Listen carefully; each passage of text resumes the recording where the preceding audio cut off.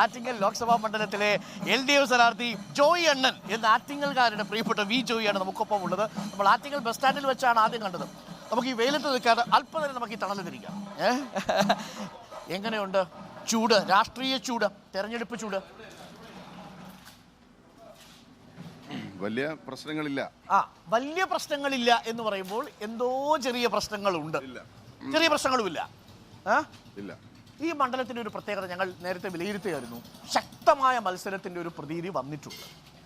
താങ്കളെ പോലൊരു സ്ഥാനാർത്ഥി, അടൂർ പ്രകാശിനെ പോലെ, രണ്ടുപേരും സ്ട്രൈക്ക് റേറ്റ് കൂടുതൽ. ഇതിൽ ഒരാളുടെ ചരിത്രം തിരുത്തി കുറിക്കപ്പെടും. ഇതിൽ ആര് പരാജയപ്പെട്ടാലും അത് ചരിത്രമാണ്, ആര് ജയിച്ചാലും അത് ചരിത്രമാണ്. താങ്കൾ ജയിക്കുമെന്ന് അവസാന ലാപ്പിലും ആത്മവിശ്വാസമുള്ളതിൻ്റെ കാരണം എന്താ? ഈ മണ്ഡലത്തിൻ്റെ ഒരു പ്രത്യേകതയുണ്ട്. തൊഴിലാളികൾ കൂടുതലുള്ള മണ്ഡലം, വിദ്യാഭ്യാസമുള്ളവരും പ്രവാസികളുമായിട്ടുള്ള ആളുകൾ ഉള്ള മണ്ഡലം. തൊഴിലാളികൾ കൂടുതലെന്ന് പറയുമ്പോൾ പരമ്പരാഗത മേഖല കൂടുതലുള്ള സ്ഥലം. അപ്പോൾ ഒരു തൊഴിലാളി വർഗ പ്രസ്ഥാനത്തിന് വേരോട്ടമുള്ള ഒരു പ്രദേശം. അതുകൊണ്ട് തന്നെയാണ് ഞങ്ങൾ നിരന്തരമായിട്ട് ഈ മണ്ഡലം ജയിച്ചു വന്നിരുന്നത്. ഞാൻ ഇടയ്ക്കൊന്ന് ഇടപെട്ടെ. ഞാൻ ഈ അമ്മയെടുത്ത് അല്പസമയം മുമ്പ് ചോദിച്ചു. അമ്മ ഇടത് സർക്കാരിനെ കുറിച്ച് അത്ര വലിയ നല്ല അഭിപ്രായമൊന്നുമില്ല, പക്ഷേ ഇന്നേ വരെ പാർട്ടിക്ക് വോട്ട് ചെയ്തിട്ടുള്ളൂ. അതിൻ്റെ കാരണം ചോദിച്ചപ്പോൾ അമ്മ പറഞ്ഞത് അപ്പനപ്പൂപ്പന്മാർ മുതൽ കർഷകരാണ്, വേറൊരു ചിഹ്നത്തിൽ വോട്ട് ചെയ്യാൻ തോന്നിയിട്ടില്ല എന്നുള്ളതാണ്. അപ്പോൾ ആ വോട്ട് സോളിഡായൊരു വോട്ട് ബേസ് ആണെന്ന് എനിക്കറിയാം ആറ്റിങ്ങൽ മണ്ഡലത്തിൽ. അത് ഇത്തവണ മാറാൻ സാധ്യതയില്ല. പക്ഷേ അടൂർ പ്രകാശിനെ പോലെ സക്സസ്ഫുൾ ആയ പോൾ മാനേജറാണ്. ഏതു തരത്തിലും ആ വോട്ടുകൾ ഷിഫ്റ്റ് ചെയ്യിക്കാൻ ശേഷിയുള്ള അദ്ദേഹത്തിന് അങ്ങനെ കുറച്ച് കാര്യങ്ങൾ കഴിവുണ്ട്. പക്ഷേ അത് ഇപ്രാവശ്യം ഓടില്ല. ഏതെങ്കിലും വിധത്തിൽ ചില സ്വാധീനങ്ങൾ ഉപയോഗപ്പെടുത്തി ചില കാര്യങ്ങൾ അദ്ദേഹം ചെയ്യുന്നുണ്ട്. അങ്ങനെയാണ് അദ്ദേഹത്തിന്റെ ആരോപണത്തിൽ ഉറച്ചു നിൽക്കണോ ഇപ്പോഴും? അതെ, അത് അങ്ങനെ ചെയ്യുന്നുണ്ട്. ചെയ്യുന്നതിന്റെ ഭാഗമായിട്ടാണ് കഴിഞ്ഞ തവണത്തെ ഇവിടുത്തെ വിജയം. അത് ഇത്തവണ ഉണ്ടാവില്ല. അത് ഞങ്ങൾ അത് ആ നിലയിൽ തന്നെയാണ് കൈകാര്യം ചെയ്യുന്നത്. ജാഗ്രതയോടുകൂടി അത് നോക്കും. അതെ, വളരെ സീരിയസ് ആയിട്ട് തന്നെയാണ് ഞങ്ങൾ നോക്കിക്കൊണ്ടിരിക്കുന്നത്. താങ്കൾ ആവർത്തിക്കുന്ന ആരോപണം പണം കൊടുത്ത് വോട്ട് നേടാനുള്ള എതിർ സ്ഥാനാർത്ഥിയുടെ ശ്രമങ്ങൾ ഇത്തവണ വിലപ്പോവില്ല. അത് ആദ്യം ഫസ്റ്റ് സ്റ്റെപ്പിൽ ഇറങ്ങിയപ്പോൾ തന്നെ ഞങ്ങൾ അത് പിടിച്ചു. അതിൻ്റെതായിട്ടുള്ള ഗുണവും ഉണ്ട്, യാതൊരു സംശയവുമില്ല. എന്നാലും ചില കാര്യങ്ങൾ അവർ ചെയ്യുന്നുണ്ട്. എന്നാലും ഈ പറഞ്ഞതുപോലെ വ്യാപകമായി അവർക്കത് ചെയ്യാൻ പറ്റില്ല. ഇരട്ട വോട്ടിന്റെ കാര്യത്തിൽ ഇപ്പോഴും ആരോപണം ഉന്നയിക്കുകയാണ് ഇവിടുത്തെ UDF സ്ഥാനാർത്ഥി. ലക്ഷത്തിലധികം വോട്ടുകൾ വല്ല ന്യായമുള്ളതാണോ, ശരിയുള്ളതാണോ? അല്ലല്ലോ. ഇന്നത്തെ കാലത്ത് ഒന്നിലധികം ID കാർഡുകൾ ആരുപയോഗിക്കും? ആരും അങ്ങനെ പോയി വോട്ട് ചെയ്യും? പണ്ട് കാലത്ത് 4-5 വോട്ടൊക്കെ ചെയ്യുമായിരുന്നു. ഇപ്പോൾ ഈ ID കാർഡ് വന്നതിന് ശേഷം ഒരു മനുഷ്യനും പോയി 2 വോട്ട് ചെയ്യാറില്ല. 2 ID ഒരാൾ ഹോൾഡ് ചെയ്യാറുമില്ല. പറയുന്നതിൽ ഒട്ടും വാസ്തവമായ, ശരിയായ, വസ്തുതാപരമായ ഒരു കാര്യവും ഇല്ല. പിന്നെ എന്തുകൊണ്ടാണ് തുടർച്ചയായി ഈ ആരോപണങ്ങൾ അദ്ദേഹം ഉന്നയിക്കുന്നത്?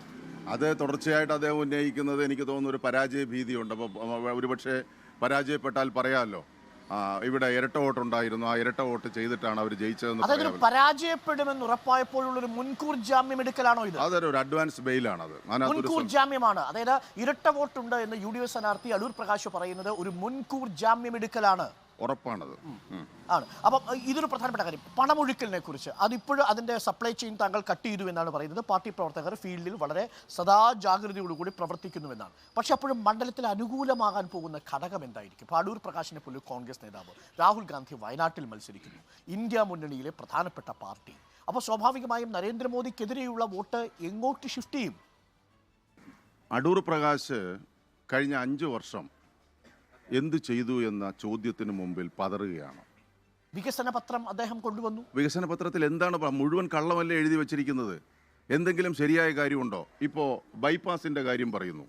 ബൈപ്പാസിന്റെ കാര്യത്തിൽ സംസ്ഥാന ഗവൺമെന്റ് 5680 കോടി രൂപ കൊടുത്തില്ലെങ്കിൽ ഈ ബൈപ്പാസ് വരുമോ? സെൻട്രൽ ഗവൺമെന്റ് MP എന്നുള്ള നിലയിൽ പോയി കണ്ട് അവിടത്തേക്ക് പ്രത്യേകമായിട്ട് എന്തെങ്കിലും ഫണ്ട് വാങ്ങിച്ചോ? ഇല്ലല്ലോ.